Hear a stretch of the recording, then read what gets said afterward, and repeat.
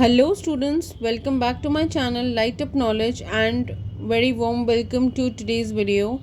I hope you are doing well. In today's video we will cover nouns as we've started with nouns gender. Then this is the part second of this video. In part first we've already discussed the kinds of noun gender and the rules of its formation. You can go and check that out using the link given in the description box. So without any further ado, let's get started.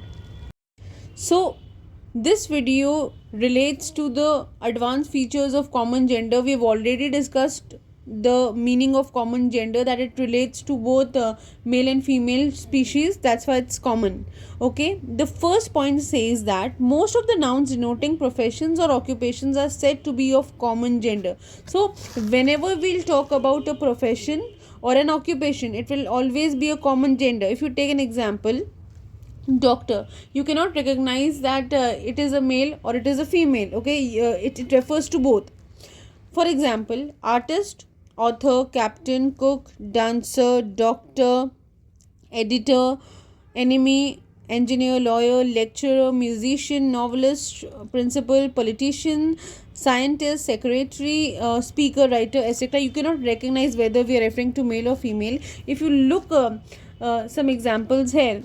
Shabnam is an eminent actor. We don't write actress because words which are indicative of gender are these days discouraged.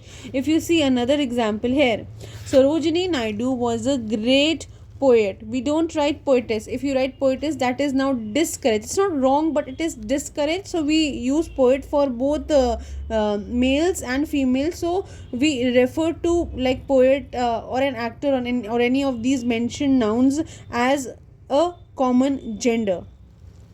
Point number 2 says that in most compound nouns, what are compound nouns? Compound nouns are nouns which are made up of more than one kind of nouns. That is, it is made up of two or more kinds of nouns. You can see that this entire video in the playlist of nouns in English language.